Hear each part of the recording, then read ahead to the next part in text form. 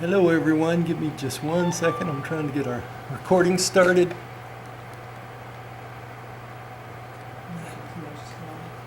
Huh? I need to be 2 inches taller, that's right.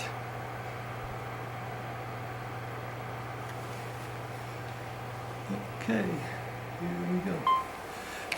Hello everyone, this is the Fifth Ethical Revelation Fellowship. I'm Reverend Dr. Roger Cole.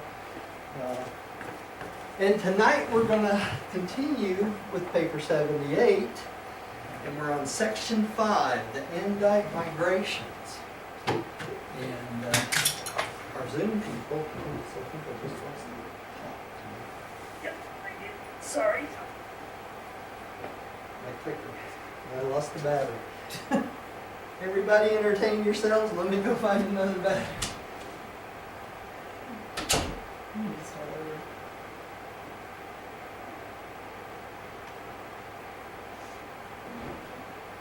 Hey Diane, Yes, sir.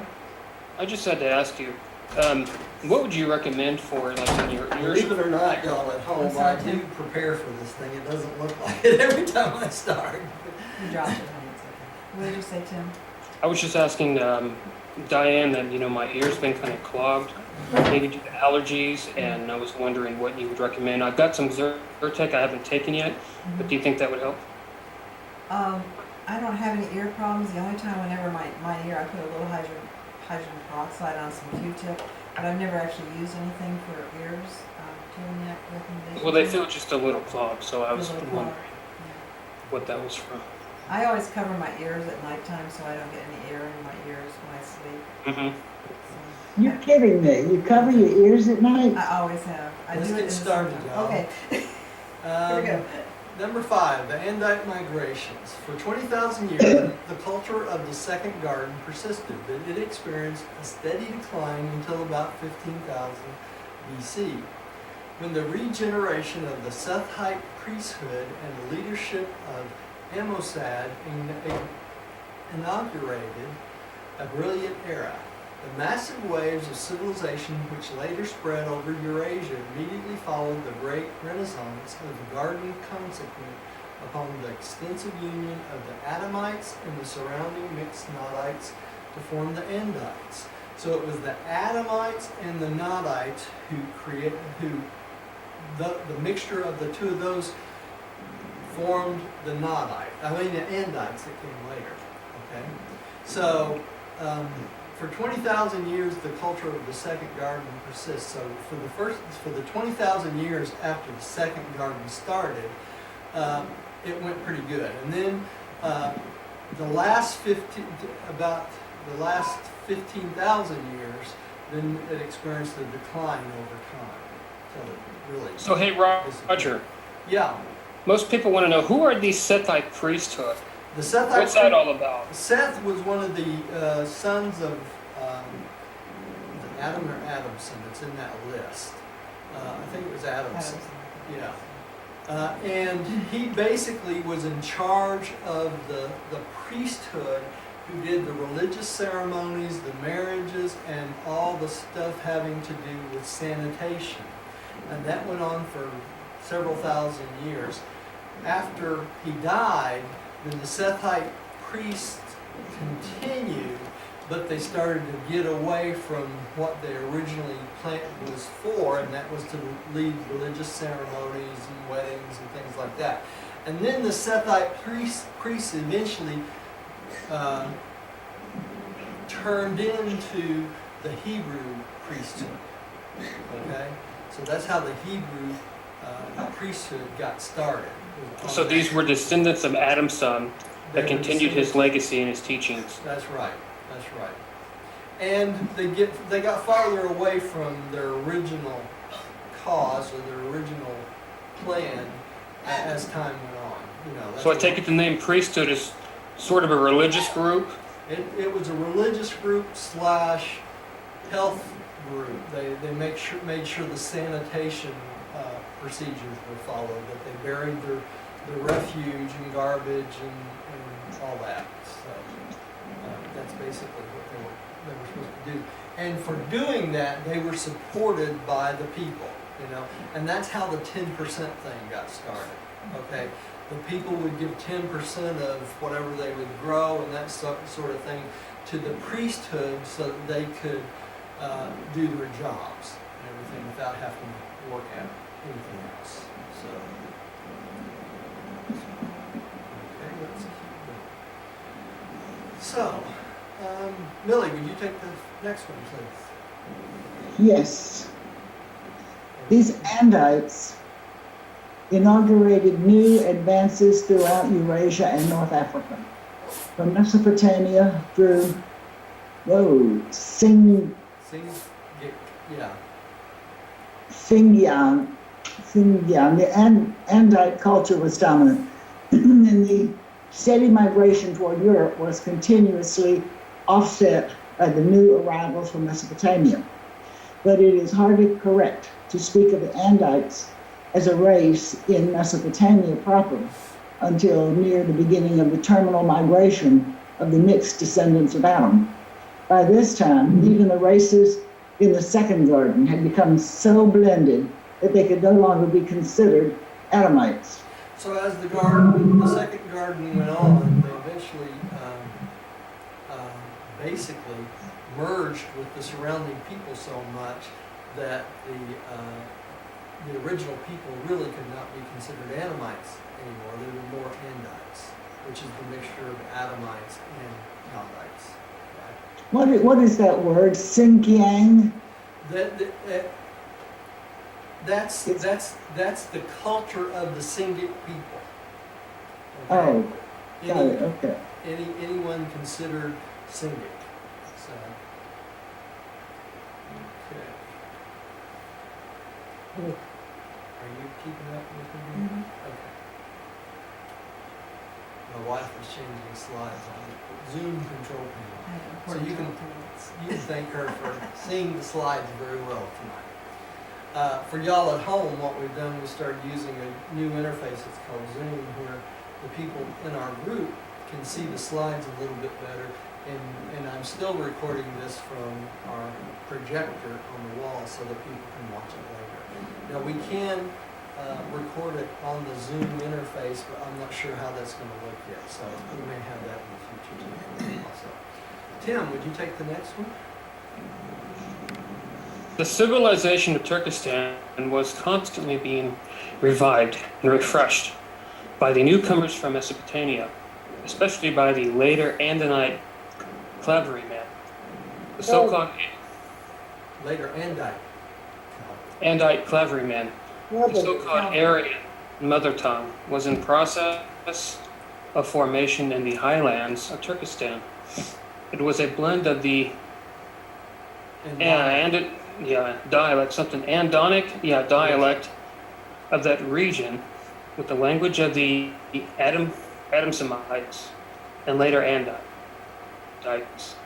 Many modern languages are derived from this early speech of the Central Asia tribes who conquered Europe, India, and the upper stretches of the Mesopotamian plains. This ancient language gave the Occidental tongues all of that similarity, which is called Aryan. Okay, the Aryan tongues were the tongues of most of, the tongues of the Middle East were the descendants of what's considered the Aryan tongues, and they were a mixture of all these different things. Okay, and so in that Middle East, what they say that the tongues in that area were all very similar because they came from the Aryan mother tongue. And this Aryan mother tongue basically came from the descendants of Mesopotamia. Okay? And so much of the similarities of all the languages came from this Aryan, what they call Aryan tongue, because the Aryans basically conquered most of the people in that area. All right? So that's what they're talking about. All right. Rodney, will you take the next one, please? Yes, by 12,000 BC, 3/4 of the Andite stock of the world was resident in northern and eastern Europe. And when the latter had finally exodus from Mesopotamia took place. 65% of these last waves of immigration entered Europe. So what eventually happened was most of, a good percentage of them went to the north and into to Europe. Okay, a small percentage went to the east and it ended up like in Russia and Asia and eventually China and the Oriental people. Right. So it shows the migration of all these tribes. Here. The Andites not only migrated to Europe, but to northern China and India, while many groups penetrated to the ends of the earth as missionaries, teachers, and traders.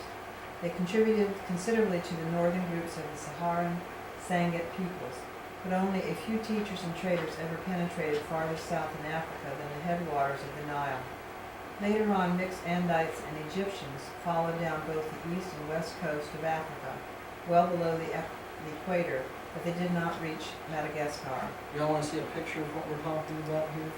This is Well, the Arabian Desert, okay, and this is the plains of the Sahara here. Actually, I made a picture of the Sahara. There's a little bit there. Yeah, there's the Sahara there. You see this? All right, this is Iraq. This is where Göbekli Tepe was, okay? Mediterranean Sea, this is where the first garden was. Down in here, let me get a little bit better picture here. Oops, not too far. Hard to see this from where I'm at.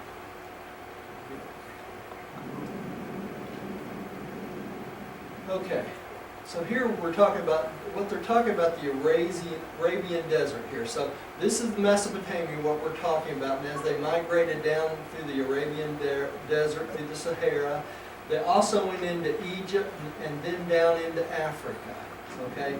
And they only went far, they didn't go all the way to the tip of Africa, and that's what they're talking about as Madagascar. All right.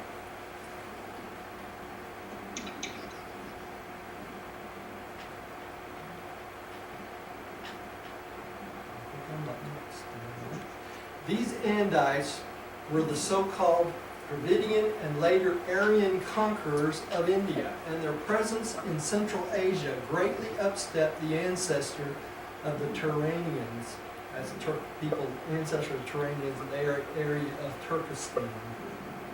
Did it not change? No. Okay, it's not working.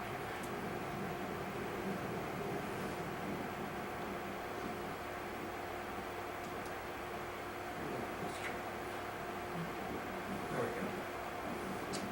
Oh, we don't too far. Very far. Okay. Many of this race journeyed to China by way of both Sangit and Tibet and added desirable qualities to the later Chinese stops. From time to time, small groups made their way into Japan, Formosa, the East Indies, and southern China, though very few entered southern China by the coastal route. Actually went across land, across Russia, what we consider Russia. Okay. Millie, would you take the next one, please? 132 of this race, embarking in a fleet of small boats from Japan, eventually reached South America and by intermarriage with the natives of the Andes established the ancestry of the later rulers of the Incas. They crossed the Pacific by easy stages, tarrying on many islands they found along the way. These islands of the Polynesian group were both more numerous and larger then than now. And these Andite sailors, together with some who followed them, biologically modified the native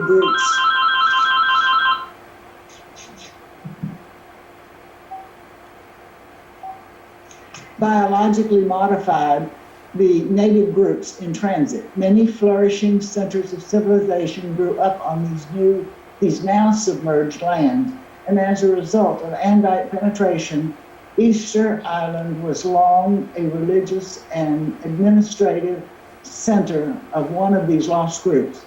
But of the Andites who navigated the Pacific of long ago, none but the 132 ever reached the mainland of Americas.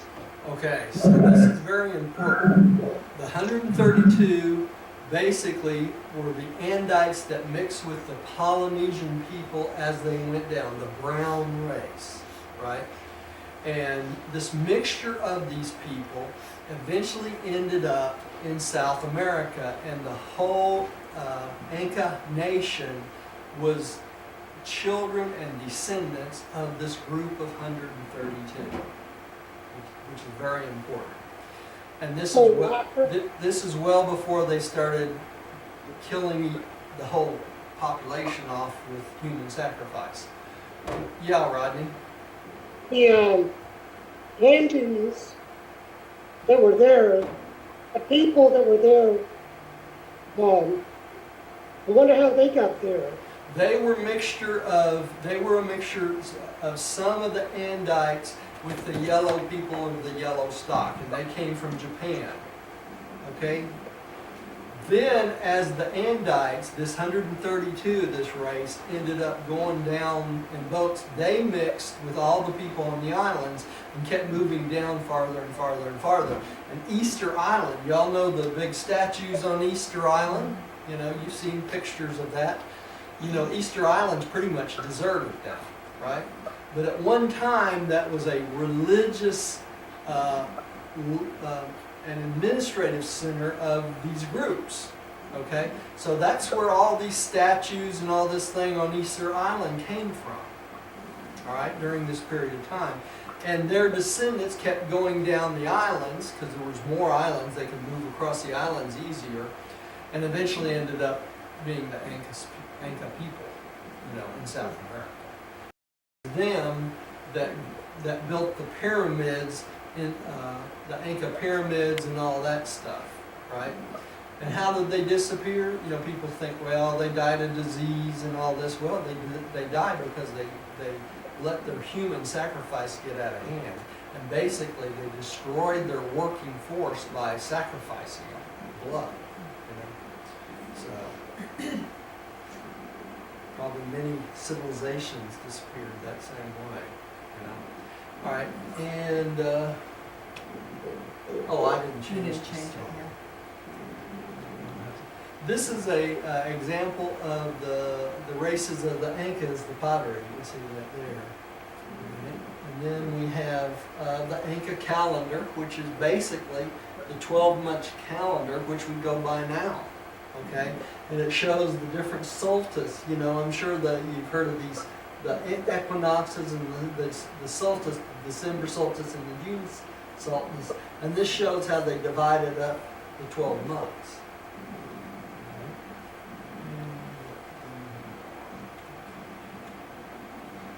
All right. You still with me there, dear? Yeah. Okay. Did I just read? Millie, would you take the next one, please? No, I read, it's Tim. Oh, Tim, I'm sorry. The majority conquest of the Andinites The continued. migratory. Oh, migratory? Yeah, the migration, right. She's saying it's migratory? Yeah, that's right, Tim. Okay, the migratory conquest of the Andinites continued on down to the final dispersions from 8,000 to 6,000 BC. As they poured out of Mesopotamia, they continuously depleted the biologic reserves of their homelands, while markedly strengthening the surrounding peoples. And to every nation to which they journeyed, they contributed humor, art, adventure, music, and manufacture. They were skillful domesticators of animals and expert Agriculturalists. agriculturalists. For the time being, at least, their presence usually improved the religious beliefs and moral practices of the older races. And so the culture of Mesopotamian quietly spread out over Europe, India, China, Northern Africa, and the Pacific Islands. You see how the violet race just kept spreading, and it kept depleting from Mesopotamia over time. Eventually it disappeared in Mesopotamia because it had spread out all over the world. That was the intention, though, wasn't it? That was the intention. But instead of having 1 million to start out with, we had about Yeah, so it 450,000. dissipated. Right. Okay.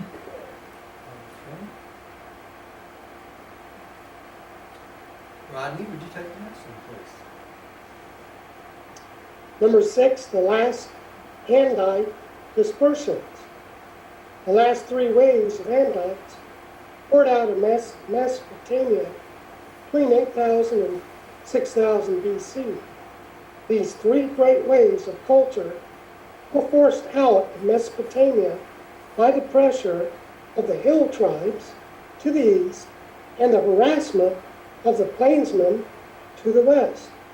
Inhabitants of the Euphrates Valley and adjacent territory went forth in their final exodus in several directions.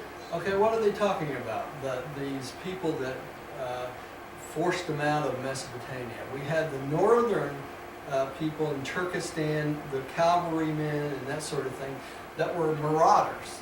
Basically, they would go in and kill the people in the villages and steal what they had and their fruits and vegetables and everything. And then you had then you also had the plainsmen from below, from the Sahara Desert, that would come up and do the same thing. They would raid the tribes in Mesopotamia and steal their goods, take their wives and their children and all that sort of thing. It was a constant battle going on, right? So what they're talking about is the final push out of the Euphrates Valley. This is the 3 directions they went. First, let me show you this. This is this is the 5th millennium BC, in that period of time. It's just some pottery from that period. Okay. Here we go. The ones that came out. 65% entered Europe by the Caspian Sea route to conquer and amalgamate with the newly appearing white races, the blend of the blue men and the earlier Andites. You catch that? So the white races started out as a mixture of the blue men and the earlier Andites. Okay? That's why white people, or Caucasian people, kind of have a bluish hue to them. Okay, and that's why when you see their veins, they look kind of blue. Well, that's where the blue men mixtured with the white race and the Andites eventually ended up being the white race. But they were conquered, basically. All right. Then we had 10% included a large group of the Sethite priests, moving eastward through the Alamite highlands to the Iranian plateau in Turkestan. Many of their descendants were later driven into India with their Aryan brethren from the regions of the north. Okay, and we know how big a population there is in India, right? And this was the 10% that went into there. Okay? Millie, would you take the next one? 10% of the Mesopotamians turned eastward in their northern trek, entering Singang, where they blended with the Andite yellow inhabitants. The majority of the able offspring of this racial union later entered China and contributed much to the immediate improvement of the northern division of the yellow race. Okay, so the Singiks mixed with the yellow inhabitants that were already there in the China area, right? So they moved eastward, okay, across Asia. It's interesting, they say the majority of the able offspring. Were there unable offspring? Yeah, there were probably, especially in the Singic early races, Millie, they were kind of, not deformed, but defective Singic people. You know, they weren't intelligent, they didn't get a lot of the Adamic stock blood and that sort of thing. So they were more backwards than some of the other people. So, and by mixing with the Andites, They basically improve themselves, and then they improve the yellow race by doing this too. Tim, would you take the next one? 10% of these fleeing Andanites made their way across Arabia and entered Egypt. Okay, that was the ones that entered Egypt. Tim, take the next one too, because that was kind of really short. 5% of the Andanites, the very superior culture of the coastal district about the mouths of the Tigris and Euphrates, who had kept themselves free from intermarriage with the inferior neighboring tribesmen, refused to leave their homes. This group represented the survival of many superior Nadites and Adamite strains. And that was the one, that were the ones that stayed put in Mesopotamia, right? Hmm. Rodney, would you take the next one? The Andites had almost entirely evacuated this region by 6000 BC, though their descendants, largely mixed with the surrounding Semitic races and the Andalites of Asia Minor, were there to give battle to the northern and eastern invaders at a much later date. Notice they always have the battle in there, you know, everybody was always warring against each other, right? Okay. The culture age in the Second Garden was terminated by the increasing infiltration of the surrounding inferior stocks. Civilization moved westward to the Nile and the Mediterranean islands, where it continued to thrive and advance long after its fountainhead in Mesopotamia had deteriorated. And this unchecked influx of inferior peoples prepared the way for the later conquest of all Mesopotamia by the northern barbarians who drove out the residual strains of Residual strings. residual strains of ability. Even in later years, the cultural residue still presented the presence of these ignorant and uncouth invaders. So the invaders from the north, the horsemen and that sort of thing came in and down and invaded Mesopotamia and pretty much wiped out the culture that was there, left in the garden, right? 7, floods in Mesopotamia.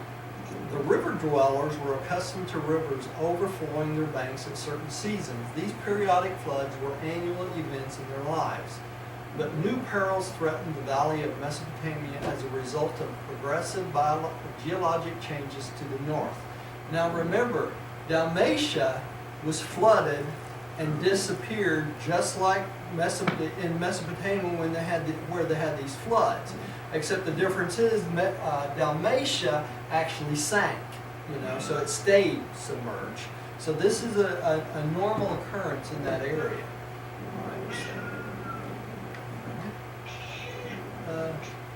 Billy, would you take the next one? Billy, I hope that's your Yeah. cats. Those are her cats, yeah. I just checked. It's not hers. That's one of my cats. Yeah. Okay. For thousands of years after the submergence of the first Eden, the mountains about the eastern coast of the Mediterranean and those to the northwest and northeast of Mesopotamia continued to rise. This elevation of the highlands was greatly accelerated about 5000 BC, and this, together with the greatly increased snowfall on the northern mountains, caused unprecedented floods each spring throughout the Euphrates Valley. These spring floods grew increasingly worse, so that eventually the inhabitants of the river regions were driven to the eastern highlands. For almost 1,000 years, scores of cities were practically deserted because of these extensive deluges. We've all seen how along rivers, even in the United States, when we have too much snow and too much water coming down, how they overflood the banks, right? Well, this is the same thing that was happening along the Tigris and Euphrates.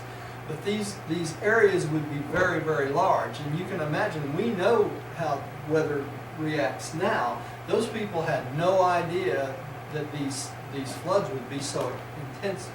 So when that happened after a couple of years or year after year, they'd finally move up to the mountains, because they started to fear the floods that would come at the riverside, even though the river was necessary for the water to grow the crops and that sort of thing. So this is a tablets of the flood times, and it says here, it was during the flood times that Susa greatly prospered as the headquarters of the peculiar arts crafts. And this shows the tree of life between the guardians. Okay. The art period.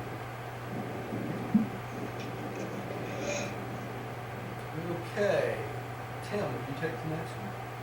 Almost 5,000 years later, as the Hebrew priests in Babylon captivity sought to trace the Jewish people back to Adam, they found great difficulty in piecing the story together, and it occurred to one of them to abandon the effort, to let the whole world drown in its wickedness at the time of Noah's flood, and thus to be in a better position to trace Abraham right back to one of the 3 surviving sons of Noah. Okay, so it was one of the Hebrew priests that came up with the study, or the story of the flood wiping out every person on the earth except for Noah's family. That way they could trace back Abraham all the way back to one of the 3 surviving sons of Noah. So it's a myth, right? It's not true. Now, what is true? This is the biblical story of the ark, and this is basically, they still believe that the ark rested on the Mount Ararat, I believe it was, when it came in. But this is not a true story. What is true, we'll find out here in a minute, is this. Rodney, would you take this? The traditions of a time when water covered the whole of the earth's surface are universal. Many races harbor the story of a worldwide flood, which sometime during past ages. The biblical story of Noah, the ark, and the flood is an invention of the Hebrew priesthood during the Babylonian captivity. There has never been a universal flood since life was established on Urantia. The only time the surface of the earth was completely covered by water was during those Archaeozoic ages before the land had begun to appear. So there's never been a deluge where the entire world was covered with water except when the world actually began. And that was before life was implanted on the planet. At that period of time, the world was completely covered in water at one time. That's why we have fossils and all this stuff, in the Grand Canyon, everywhere, of fish and that sort of thing, because it came after the life and the implantation. So, but the universal flood after that point, God never flooded the planet to kill every human being off. And that's what the story of the Bible is about. Okay, so, who was Noah? And that's going to tell Hey, us. Roger, I've got a comment too. Go ahead. Even back in this era, they still thought the earth was flat. That's right, they did. So, for the earth to be flooded to them, that, the flat surface was flooded out. Yeah. Not the whole sphere. Well, the other thing, Rodney, is if the flat surface was all flooded out, it would have to run off the edges, wouldn't it? So, hey, Roger, basically what they're saying is certain parts of the earth were kind of flooded, but not the entire world. There were parts of the earth that had deluge of water. In other words, just like if the Mississippi overflows, it will flood all the surrounding area of the Mississippi River, but not the entire state, right? Correct. It's the same principle. But if you were living right next to the river and the flood tide came through and all you saw was water and even the trees were covered up, what would you assume? that the whole world Exactly, yeah, is because there's so many documentaries, yeah. like on National Geographic and History Channel that are, have you ever seen any of those? Oh yeah, yeah, Yeah, but you Yeah. know, I agree with the Urantia book. yeah, yeah. An interesting point. We were watching, what was it last night? Secrets of the Universe last night, and they were talking about, this is a report I recorded. I only watch about one show a night, so we recorded it. And in this particular episode, they were talking about black holes, and it gives us an explanation of black holes in the Urantia book.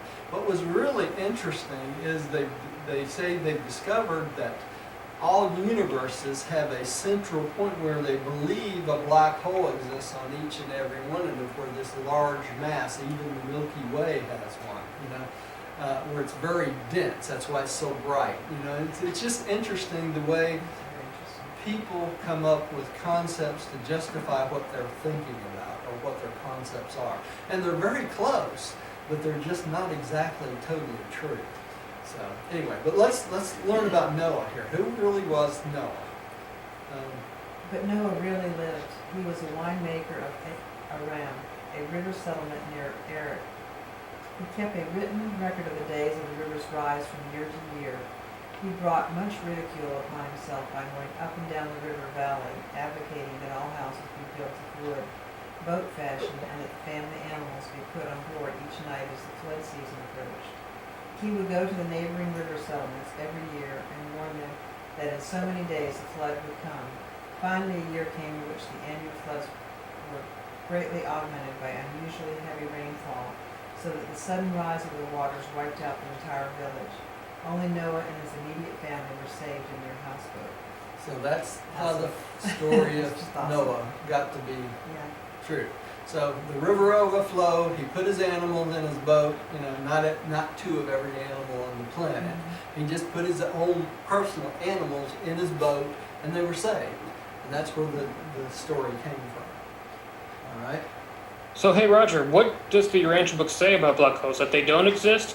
Are they dark islands of space, or are they dead suns? They talk about them being dark islands of space, and actually that the black holes or the dark islands are basically, they absorb all light, all matter, everything around them, but they're stabilizing units for all universes in all the universes. So there's black holes or black planets in all the universes. And we know that there's three basic phases of these dark islands or dark planets that surround paradise. But if it wasn't for these dark planets, all the universes would collapse into paradise because of the enormousness of the paradise gravity. Okay, so really they're stabilizing units all throughout all the 7 universes and the outer space levels that keeps everything stable from universe to universe, keeps all the universes from just collapsing. And Are you talking about the surrounding dark gravity bodies? the dark gravity bodies around paradise. Yes. Correct. Yeah. That's to keep everything from folding in. Yeah, that keeps everything from folding in onto paradise because the gravity surrounding paradise is so enormous that if it wasn't for that, all 7 super universes would collapse into paradise. Okay?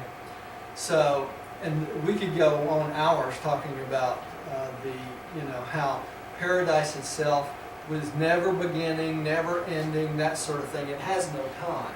Okay? Only the 7 super universes. So, all these things play off each other, and if you understand a little bit of it, it makes perfect sense then, but we as humans try to figure these things out, and we'll continue to try to figure these things out when we go to paradise. When we go to the dimension worlds, because we'll be studying cosmology and everything about the universes, so it's not going to stop on this planet. All right. So let's keep going here. Who's up next? I am. These floods completed the disruption of Andite civilization. With the ending of this period of deluge, the second garden was no more. Only the south and among the Sumerians did any trace of the former glory remain. So because of these floods in this area, these myths about the world being deluged in water and God's wiping out everybody, that's where this came from. Okay, and this is some the story of the floods completed the disruption of the Andite civilization on cuneiform tablets here. All right. Billy, would you take the next one? The remnants of this, one of the oldest civilizations, are to be found in these regions of Mesopotamia and to the northeast and northwest. But still older vestiges of the days of Dalmatia exist under the waters of the Persian Gulf. And the first Eden lies submerged under the eastern end of the Mediterranean Sea. Where are we talking about? You want me to show you again? I got it. You got them? Okay, we're talking about the first garden being here, right? Along the Mediterranean. And Dalmatia being here, along the edge of the Persian Gulf. Okay? And you can see where Ur is here. Ur is probably the closest civilization or a city around Dalmatia after the sinking of Dalmatia. But all of this down through here along the Tigris and Euphrates constantly flooded on and off. Just like it does around the Mississippi when it rains too much or we get too much snow up north. Right? All right. Let's see if I can get this back. Did I hit the wrong one?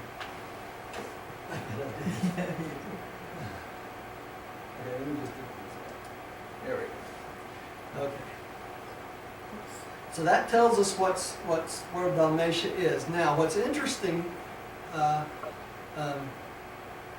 is this. Did you catch this here?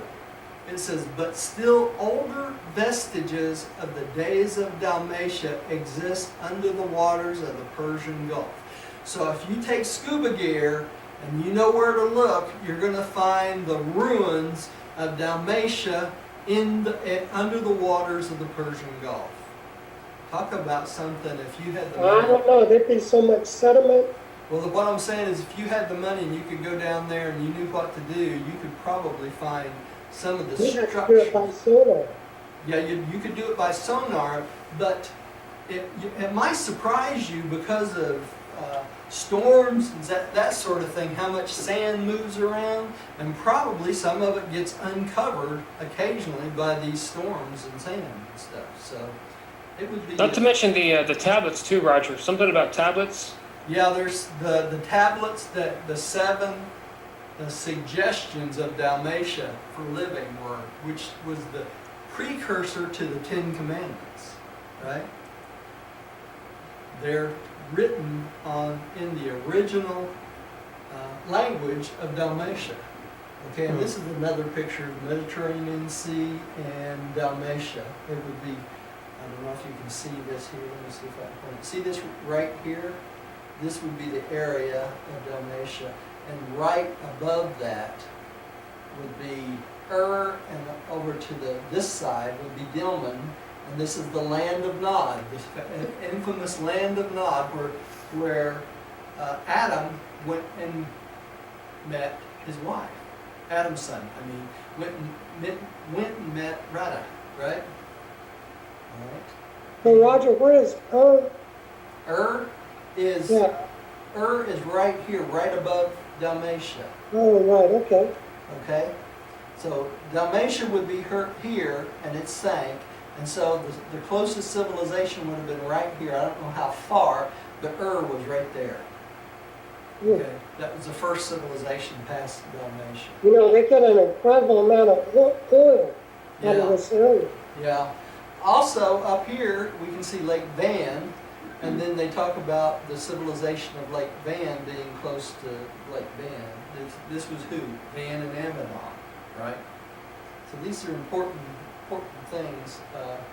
And where is that Tepe Galipi thing at? It is right up here, right about here. That area. Yeah. which is farther than Van, where you would think Van would be, but it's possible Van could have been over here, and it's just we don't understand the way they explain it, you know. But that would not surprise me at all. Göbekli Tepe is the location of Van. I think that's more likely than it's the location of the garden, the first Garden of Eden. Because they explain the first Garden of Eden being off the tip of Cyprus, between Cyprus and the shore of the Mediterranean Sea. So, Hmm. yeah. Oops, walked past it, didn't I? 69.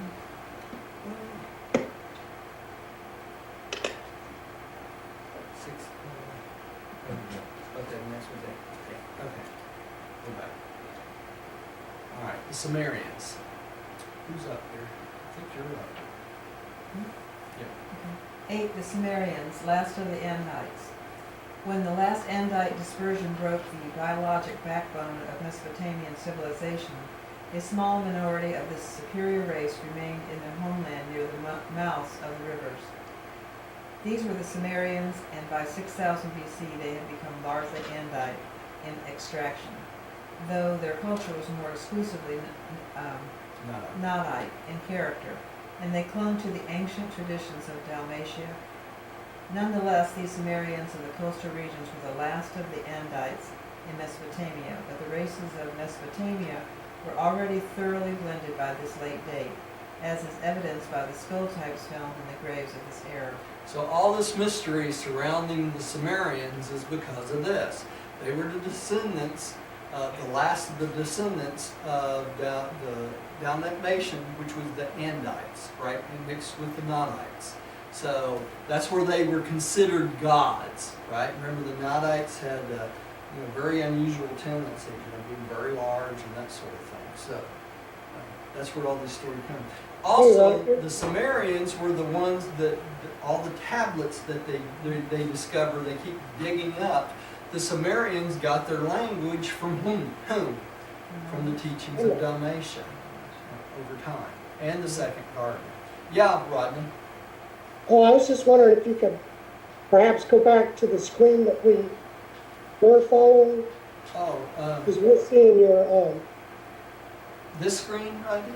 no, the tabletop screen, Göbekli Tepe screens? no, you're showing us the screen in your house, but you had a different screen on the laptop. Oh yeah. Oh yeah. No, I can't. I can't do that without closing the program, Rodney. So, Oh, okay. yeah. That other one looked better. Yeah, the other one is off the website. If y'all want to look those up, just go to Okay. the Atlanta Urantia Study Group.org or Fifth Epical Revelation Fellowship. Okay. No problem. And look under the Maps tab. It's along the top. So all these maps are there. Okay? All right. Millie. Is it mine? I'm going to let Millie take it. Millie. Yes. Did we skip Tim? No, Tim comes after you. Okay. It was during the flood times that Susa so greatly prospered. The first and lower city was inundated so that the second and higher town succeeded the lower as headquarters for the peculiar art crafts of the day. With the later diminution of these floods, became the center of the pottery industry. About 7,000 years ago, was on the Persian Gulf, the river deposits having since built up the land to its present limits. These settlements suffered less from the floods because of better controlling works and the widening mouth of the river. So that's where you saw close to Dalmatia, and that was the pottery location of that area. So, and there's pottery, right? It said became the center of the pottery about 7,000 years ago, page 875. Okay, and where are we talking about again? Would you show them Are you on this page? Yeah, you can see the little red dot on Ur. So you can see how it's in close proximity to the Persian Gulf, but it was actually closer. This was before the land started building up from the other time. Maybe we'll come see me and we just want to get up here. Okay.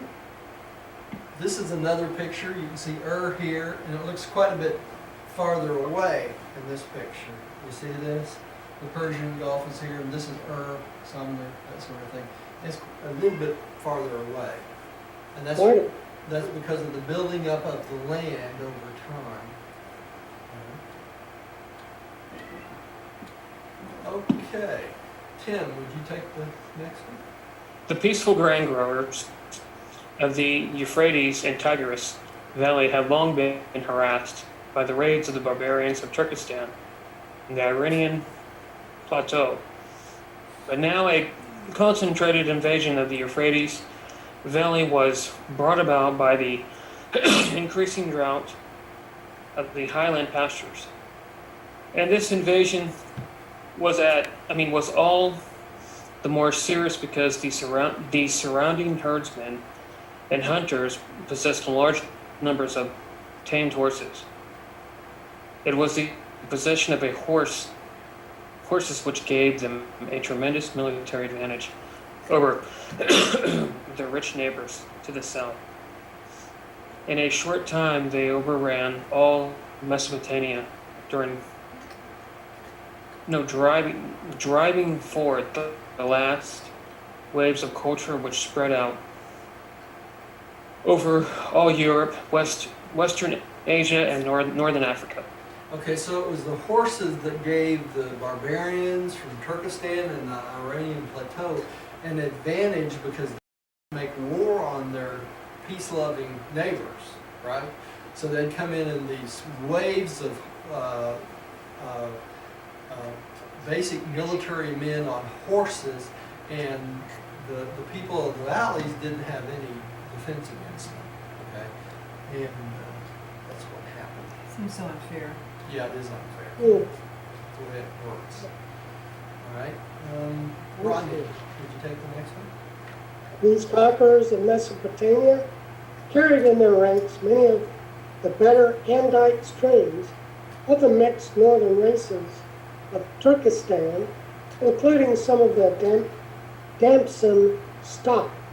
These less advanced but more rigorous tribes from the north quickly and willingly assimilated the residue of the civilization of Mesopotamia and presently developed into those mixed peoples found in the Euphrates Valley at the beginning of historic annals.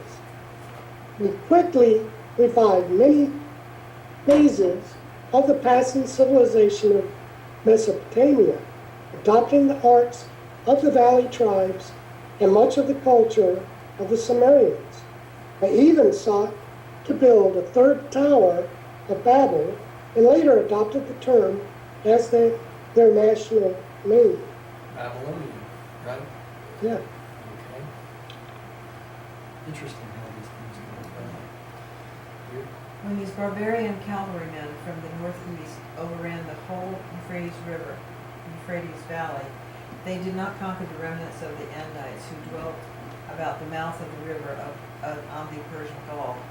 These Sumerians were able to defend themselves because of superior intelligence, better weapons, and their extensive system of military canals, which were an adjunct to their irrigation scheme of interconnecting pools. They were a united people because they had a uniform group religion. They were thus able to maintain their racial and national integrity long after their neighbors to the northwest were broken up into isolated city-states. No one of these city groups was able to overcome the united Sumerians. And that's why the Sumerians were so revered during that period of time and even into today because of their culture. Okay, and this talks about the irrigating schemes of interconnecting pools, and this is what much of Egypt and other places adopted. And was the teachings of the Sumerians that gave this to you. And the invaders from the north soon learned to trust and prize these peace-loving Sumerians as able teachers and administrators. They were greatly respected and sought after as teachers of arts and industry, as directors of commerce, and as civil rulers by all peoples to the north, and from Egypt in the west to India in the east. So they went both into Egypt and India because of their skills. All right, and this is some of their pottery work, necklaces, jewelry, that sort of thing.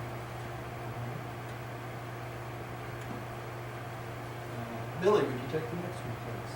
After the breakup of the early Sumerian Confederation, the later city-states were ruled by the apostate descendants. Okay. What? Apostate. Apostate descendants of the Sethite priest. Only when these priests made conquest of the neighboring cities did they call themselves kings. The later city kings failed to form powerful confederations before the days of Sargon because of deity jealousy.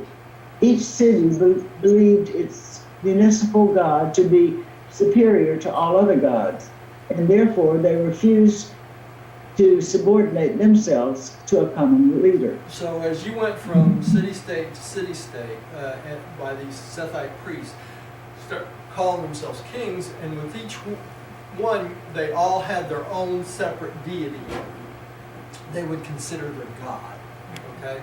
And eventually, the kings assumed the role of God, okay? So that's how people like the Caesars and that sort of thing got to be known as the gods that rule, okay?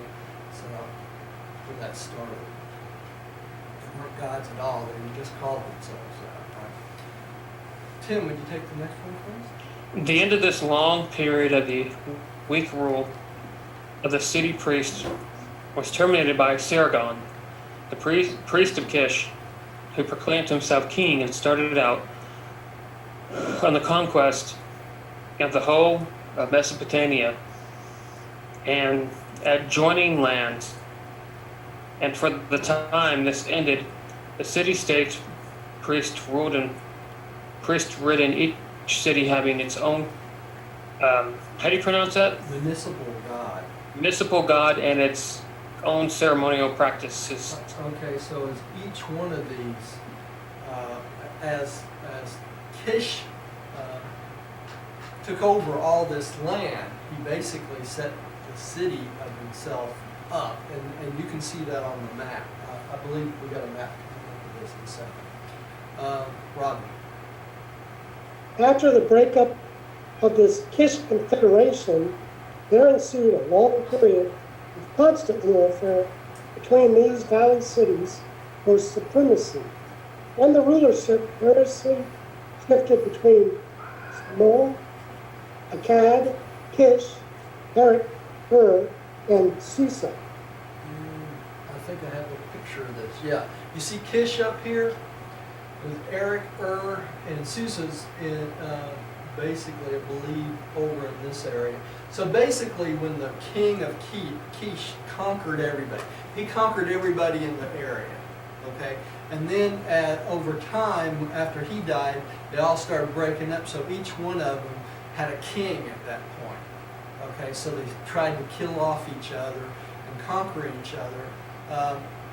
At first, they all agreed to go under this Kish king, and then once he was gone, the confederation fell apart, and they turned back into city-states and that sort of thing. So, all right. Good. Okay. About 2500 BC, the Sumerians suffered severe reverses at the hands of the northern Swedes and whites. Yeah. That's good. Lagash, the Sumerian capital built on flood mounds, fell. Erech held out for 30 years after the fall of Akkad. By the time of the establishment of the rule of Hammurabi, the Sumerians had become absorbed into the ranks of the northern Semites, and the Mesopotamian Andites passed from the pages of history. There you go. That happened. history everybody wants to find out about. They keep digging up. That's pretty good. And here is Hammurabi, a picture of Hammurabi. And this is Eric held on for 30 years after the fall of Akkad. Okay. This shows the trees. This is supposed to be the trees of the garden of Eden.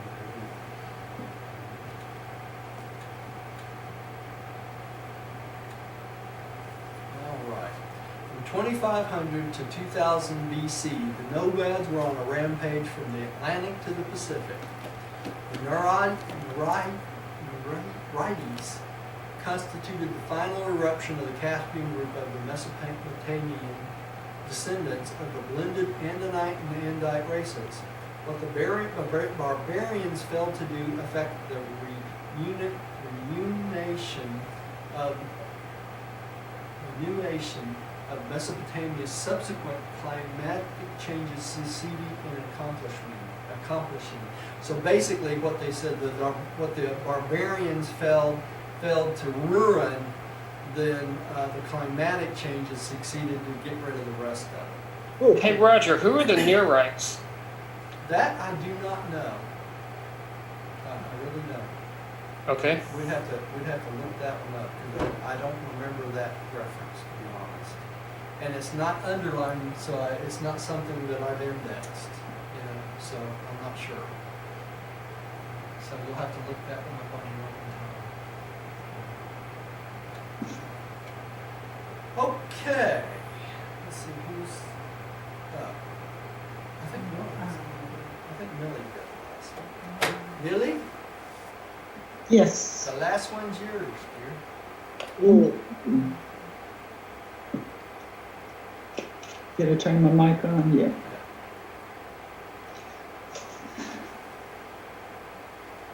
Are you going to get there? And this is the story of the violet race after the days of Adam and of the fate of their homeland between the Tigris and Euphrates. Their ancient civilization finally fell due to the immigration of superior peoples and the immigration of their inferior neighbors. But long before the barbarian cavalrymen conquered the valley, much of the garden culture had spread to Asia, Africa, and Europe, there to produce the ferments which have resulted in the 20th century civilization of Eurasian. Okay, so the civilization went out in all directions to China, Japan, Europe, Eurasia, all over, and basically the barbarians took over the valley, in the Euphrates Valley. So that's what happened. And that And was this was presented by an archangel of Nebadon. There we go. And we made it through that paper, believe it or not. Well, that was exciting. Yeah. Next time we'll take on the Andine expansions into the Orient. We'll talk about expanding into China. So it's a continuation, huh, Roger? Yeah, it is a continuation. And then we're going to talk about the next paper, the Andite expansion into the Occident. So we'll go through that too in a couple of weeks. All right, let's have a short prayer and we'll end for the night. Rodney, would you like to close for us tonight? Heavenly Father, thank you for the opportunity that we had to meet tonight again in order to study this great revelation, the Urantia book, and the paper on the violent race after Adam. And Father, we pray that we may better understand these truths so that we may pass them on to other truth seekers. And we do all of this in your name, Father, in Jesus, Urantia, and Michael Nebadon. Amen. Amen. And thank you for joining us. Everything off.